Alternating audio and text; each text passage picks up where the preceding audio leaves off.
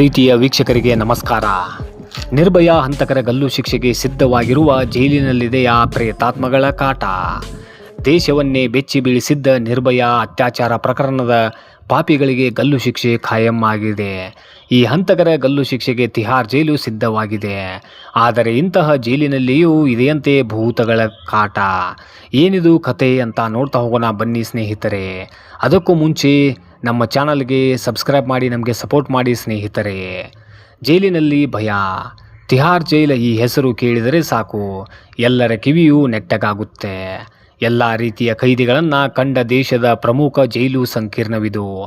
ವಿವಿಧ ಆರೋಪ ಹೊತ್ತ ಘಟಾನುಘಟಿ ರಾಜಕೀಯ ನಾಯಕರು, ವಿವಿಧ ಅಪರಾಧ ಪ್ರಕರಣಗಳಲ್ಲಿ ಕೈಗೆ ರಕ್ತ ಮೆತ್ತಿಕೊಂಡ ಪಾಪಿಗಳು, ದೇಶವನ್ನೇ ಆತಂಕಕ್ಕೆ ತಳ್ಳಿದ ಭಯೋತ್ಪಾದಕರು, ಅಮಾಯಕ ಹೆಣ್ಣು ಮಕ್ಕಳನ್ನು ಅತ್ಯಾಚಾರವೆಸಗಿ ಕೊಂದು ಮುಗಿಸಿದ ರಕ್ಕಸರು, ಹೀಗೆ ಈ ತಿಹಾರ್ ಜೈಲು ನೋಡದ ಅಪರಾಧಿಗಳಿಲ್ಲ, ಕೇಳದ ಅಪರಾಧದ ಕಥೆಗಳಿಲ್ಲ. ಅದೆಂಥ ಘೋರ ತಪ್ಪನ್ನು ಧೈರ್ಯದಿಂದ ಮಾಡಿದ್ದರೂ ಸಿಕ್ಕಿಬಿದ್ದು ತಿಹಾರ್ ಜೈಲಿಗೆ ಹೋಗುತ್ತೇನೆ ಎಂದ ತಕ್ಷಣ ಅಪರಾಧಿಯ ಎದೆಯಲ್ಲೂ ಸಣ್ಣಗೆ ನಡುಕ ಸೃಷ್ಟಿಯಾಗುವುದಂತೂ ಸತ್ಯ. ಅಂತಹ ಭಯ ಸ್ವತಃ ಅಪರಾಧ ಲೋಕದಲ್ಲೂ ಸೃಷ್ಟಿಸಿದೆ ಈ ಜೈಲು. ಆದರೆ ಹೀಗೆ ಜೈಲಿಗೆ ಹೋಗುವಾಗಲೇ ಹೆದರುವ ಕೈದಿಗಳು ಈಗ ಬೇರೊಂದು ಕಾರಣಕ್ಕೆ ಇಲ್ಲಿ ನಿದ್ದೆಗೆಡುತ್ತಿದ್ದಾರೆ. ಬರೀ ಕೈದಿಗಳಿಗೆ ಮಾತ್ರ ಅಲ್ಲ, ಅಧಿಕಾರಿಗಳಿಗೂ ಈ ಬಗ್ಗೆ ಚಿಂತೆಗೊಳಗಾಗಿದ್ದಾರೆ. ಜೈಲಿನಲ್ಲಿದೆಯಾ ಆತ್ಮಗಳ ಸಂಚಾರ? ಎಸ್, ಇಂಥದ್ದೊಂದು ಭಯ ತಿಹಾರ್ ಜೈಲಿನಲ್ಲಿ ಆಗೊಮ್ಮೆ ಈಗೊಮ್ಮೆ ಕೇಳಿ ಬರುತ್ತಲೇ ಇರುತ್ತದೆ.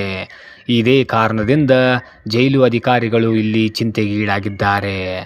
ದಿನ ಇಲ್ಲಿ ಕೈದಿಗಳು ತಮಗೆ ವಿಚಿತ್ರ ಅನುಭವವಾಗುತ್ತದೆ, ಯಾವುದೋ ಅದೃಶ್ಯ ಶಕ್ತಿ ನಮ್ಮ ನೆಮ್ಮದಿಗೆ ಭಂಗ ತರುತ್ತಿದೆ ಎಂದು ದೂರುತ್ತಿದ್ದಾರೆ. ರಾತ್ರಿ ಮಾತ್ರವಲ್ಲ, ಹಗಲಿನಲ್ಲಿಯೂ ನಮಗೆ ಆತ್ಮಗಳು ಕಾಟ ಕೊಡುತ್ತವೆ ಎಂದು ದೂರುವ ಕೈದಿಗಳು ಕೂಡ ಇಲ್ಲಿದ್ದಾರೆ. ಕೆಲ ಕೈದಿಗಳು ನಮಗೆ ಹಗಲಿನಲ್ಲಿ ಯಾರೋ ಕೆನ್ನೆಗೆ ಹೊಡೆದಂತಾಗುತ್ತದೆ ಎಂದು ದೂರಿದರೆ, ಕೆಲವರು ಮಧ್ಯರಾತ್ರಿ ಪ್ರೇತಾತ್ಮಗಳು ನಿದ್ದೆ ಮಾಡಲು ಬಿಡುವುದಿಲ್ಲ ಎಂದು ನಿತ್ಯ ಕೊರಗುತ್ತಿದ್ದಾರೆ. ಒಂದೊಮ್ಮೆ ಕೆನ್ನೆಗೆ ಹೊಡೆದಂತಹ ಅನುಭವ ಆಗದಿದ್ದರೆ ಕೆಟ್ಟ ಕೆಟ್ಟ ಕನಸುಗಳು ಇಲ್ಲಿ ಕಾಡುತ್ತವೆ ಎಂದು ಕೆಲವರು ದೂರಿದ್ದು ಕೂಡ ಇದೆ. ಜೈಲು ಅಧಿಕಾರಿಗಳಿಗೂ ಟೆನ್ಷನ್. ನಿತ್ಯ ಕೈದಿಗಳು ಹೀಗೆ ಪ್ರೇತಾತ್ಮ ಬಗ್ಗೆ ಆತಂಕ ವ್ಯಕ್ತಪಡಿಸುತ್ತಿದ್ದರೆ ಅಧಿಕಾರಿಗಳು ಚಿಂತೆಗೀಡಾಗುತ್ತಿದ್ದರು. ಹೀಗಾಗಿ ಕೈದಿಗಳ ಭಯ ಹೋಗಲಾಡಿಸಲು ಇಲ್ಲಿ ಪ್ರೇತಾತ್ಮಗಳಿಲ್ಲ ಎಂದು ಅವರಿಗೆ ಮನದಟ್ಟು ಮಾಡಲು ಅಧಿಕಾರಿಗಳು ಇಲ್ಲಿ ಕೆಲ ಪೂಜೆಗಳನ್ನು ಮಾಡಿಸಿದ್ದಿದೆ. ಅದೂ ಅಲ್ಲದೆ ತಜ್ಞರಿಂದ ಆಪ್ತ ಸಲಹೆ, ವೈದ್ಯಕೀಯ ತಪಾಸಣೆ ಹೀಗೆಲ್ಲ ಮಾಡಿದ್ದಾರೆ. ಜೊತೆಗೆ ಒಂದಷ್ಟು ಕೈದಿಗಳಿಗೆ ಭಯ ದೂರ ಮಾಡಲು ಧಾರ್ಮಿಕ ಗ್ರಂಥಗಳನ್ನು ಕೂಡ ನೀಡಲಾಗಿತ್ತು. ಆದರೂ ಕೆಲವು ಕೈದಿಗಳು ರಾತ್ರಿಯೆಲ್ಲ ನಿದ್ದೆಗೆಟ್ಟು ಬೆಳಗ್ಗೆ ತಲೆನೋವು, ವಾಕರಿಕೆಯಂತಹ ಸಮಸ್ಯೆಯನ್ನು ಹೇಳಿಕೊಂಡು ಅಧಿಕಾರಿಗಳಲ್ಲಿ ತಮ್ಮ ದುಃಖವನ್ನು ತೋಡಿಕೊಳ್ಳುತ್ತಿದ್ದರು. ಇಂತಹ ಕೈದಿಗಳನ್ನು ಜೈಲು ಆಸ್ಪತ್ರೆಗೆ ಕಳುಹಿಸಿಕೊಡಲಾಗುತ್ತಿತ್ತು. ಜೊತೆಗೆ ವೈದ್ಯರ ಸೂಚನೆಯ ಮೇರೆಗೆ ಪಕ್ಕದ ದೀನ್ ದಯಾಳ್ ಉಪಾಧ್ಯಾಯ ಆಸ್ಪತ್ರೆಯಲ್ಲೂ ಕೈದಿಗಳಿಗೆ ಚಿಕಿತ್ಸೆ ಕೊಡಿಸಿದ ಎಷ್ಟೋ ಉದಾಹರಣೆಗಳು ಕೂಡ ಇಲ್ಲಿವೆ. ಹಾಗಾದರೆ ಯಾರ ಆತ್ಮಗಳ ಭಯ ಇಲ್ಲಿದೆ ಗೊತ್ತಾ ಸ್ನೇಹಿತರೆ? ಸದ್ಯ ಇಲ್ಲಿ ಭಯ ಇರುವುದು ಯಾರ ಆತ್ಮಗಳ ಬಗ್ಗೆ ಗೊತ್ತಾ? ಪ್ರಮುಖವಾಗಿ ಇಬ್ಬರು ಕಾಶ್ಮೀರ ಪ್ರತ್ಯೇಕವಾದಿಗಳದ್ದು. 1984ರಲ್ಲಿ ಇದೇ ಜೈಲಿನಲ್ಲಿ ಗಲ್ಲು ಶಿಕ್ಷೆಗೆ ಗುರಿಯಾಗಿದ್ದ ಕಾಶ್ಮೀರ ಪ್ರತ್ಯೇಕವಾದಿ ಮಕ್ಬೂಲ್ ಮತ್ತು 2013ರಲ್ಲಿ ನೇಣುಗಂಬವೇರಿದ್ದ ಅಫ್ಜಲ್ ಗುರು ಆತ್ಮ ಇಲ್ಲಿ ಸುಳಿದಾಡುತ್ತಿದೆ ಎಂಬುದು ಕೈದಿಗಳ ಅಳಲು. ಅದೂ ಅಲ್ಲದೆ ಇಲ್ಲಿ ಸಾಕಷ್ಟು ಕೈದಿಗಳು ಆತ್ಮಹತ್ಯೆ ಕೂಡ ಮಾಡಿಕೊಂಡಿದ್ದರು. ಕೆಲವು ಕೈದಿಗಳು ಗಲಾಟೆಯಲ್ಲಿ ಮೃತಪಟ್ಟಿದ್ದರು. ಇವರೆಲ್ಲರೂ ದೆವ್ವಗಳಾಗಿ ಅಲೆಯುತ್ತಿದ್ದಾರೆ ಎಂಬ ಭಯ ಇಲ್ಲಿನ ಕೈದಿಗಳದ್ದು. ಜೊತೆಗೆ ಕೆಲ ಮಹಿಳಾ ಕೈದಿಗಳು ಇಲ್ಲಿ ಆತ್ಮಹತ್ಯೆ ಮಾಡಿಕೊಂಡಿದ್ದು, ರಾತ್ರಿಯಾದರೆ ಸಾಕು ಇವರು ಆಳುತ್ತಿರುತ್ತಾರೆ ಎಂಬುದು ಇಲ್ಲಿ ಕೆಲವರ ನಂಬಿಕೆ. ಇನ್ನು ಕೆಲ ಮಹಿಳಾ ಕೈದಿಗಳು ಅನಾರೋಗ್ಯದಿಂದ ಜೈಲಿನಲ್ಲಿ ಮೃತಪಟ್ಟಿದ್ದು ಇವರೇ ಆತ್ಮವಾಗಿ ಸುಳಿದಾಡುತ್ತಿದ್ದಾರೆ ಎಂದು ಹೇಳುವವರು ಇದ್ದಾರೆ. ಹಾಗಂತ ಇಲ್ಲಿ CC ಕ್ಯಾಮ್ರಾದಲ್ಲಿ ಈ ಬಗೆಗಿನ ಯಾವೊಂದು ದೃಶ್ಯಗಳು ಅಸ್ವಾಭಾವಿಕ ಎನ್ನುವಂತಹ ಚಲನವಲನಗಳು, ಪ್ಯಾರಾನಾರ್ಮಲ್ ಆಕ್ಟಿವಿಟೀಸ್ಗೆ ಪೂರಕವಾದ ಅಂಶಗಳು ಇಲ್ಲಿ ದಾಖಲಾಗಿಲ್ಲ. ಆದರೆ ಭಯವಂತೂ ಖಂಡಿತ ದೂರವಾಗಿಲ್ಲ. ಚಿತ್ರ ವಿಚಿತ್ರ ಕಥೆಗಳು. ಭೂತಗಳೇ ಕಥೆಗಳೇ ವರ್ಣರಂಜಿತ. ಇಲ್ಲಿನ ಕಥೆಗಳು ಹಾಗೆಯೇ, ಒಬ್ಬೊಬ್ಬರದ್ದು ಒಂದೊಂದು ಅನುಭವ. ನಾನು ಜೈಲಿಗೆ ಬಂದಾಗ ಇಲ್ಲಿ ಕೆಲವರು ಆತ್ಮಗಳ ಕತೆ ಹೇಳಿದ್ದರು. ಆದರೆ ನಾನು ಇದನ್ನು ನಂಬಿರಲಿಲ್ಲ.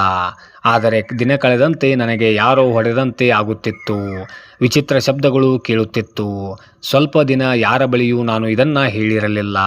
ಕೊನೆಗೆ ಅನುಭವಿಸಲು ಸಾಧ್ಯವಾಗದೆ ಅಧಿಕಾರಿಗಳಿಗೆ ಈ ವಿಷಯ ತಿಳಿಸಿದೆ ಎಂದು ಒಬ್ಬ ಹೇಳಿದರೆ, ಮಾದಕ ದ್ರವ್ಯ ಮಾರಾಟ ಪ್ರಕರಣದಲ್ಲಿ ಜೈಲು ಸೇರಿದ್ದ 29 ವರ್ಷದ ಕೈದಿಯೊಬ್ಬ ದಿನಾ ಇದೇ ರೀತಿಯ ಅಳಲನ್ನು ತೋಡಿಕೊಳ್ಳುತ್ತಿದ್ದನಂತೆ.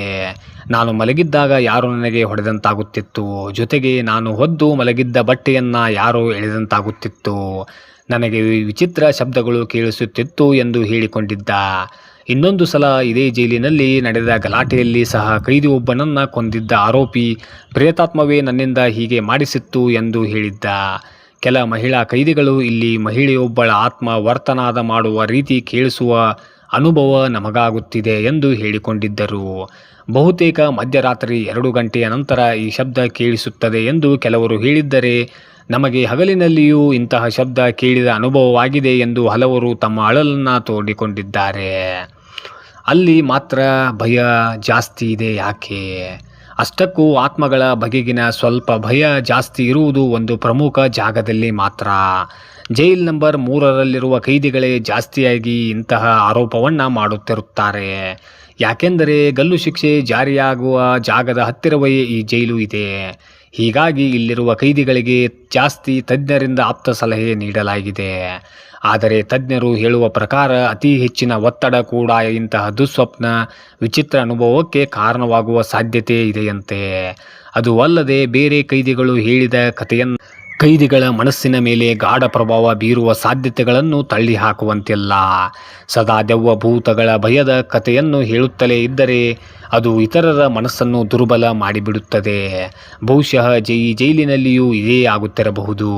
ಕೈದಿಗಳು ಕೇಳುವ ಪ್ರೇತಾತ್ಮಗಳ ಕಥೆಯಿಂದಲೇ ಭಯ ಜಾಸ್ತಿಯಾಗುತ್ತಿರುವ ಸಾಧ್ಯತೆಯನ್ನು ಖಂಡಿತ ಅಲ್ಲಗಳೆಯುವಂತಿಲ್ಲ.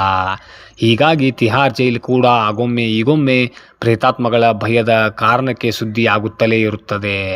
ಮನಃಶಾಸ್ತ್ರದ ಪ್ರಕಾರ ನೋಡಿದರೆ ಖಂಡಿತ ಇದು ಭ್ರಮೆಯೇ ಆಗಿರುತ್ತದೆ. ಆದರೂ ಮನಸ್ಸಿನ ಆಳದಲ್ಲಿ ಬೇರೂರಿರುವ ಭಯವನ್ನು ಬಹುಬೇಗ ದೂರ ಮಾಡುವುದು ಕೂಡ ಕಷ್ಟವೇ. ಇದೇ ಜೈಲು ನಿರ್ಭಯ ಹಂತಕರ ಗಲ್ಲು ಶಿಕ್ಷೆಗೆ ಸಿದ್ಧವಾಗಿದೆ. ದೇಶವನ್ನೇ ಬೆಚ್ಚಿ ಬೀಳಿಸಿದ್ದ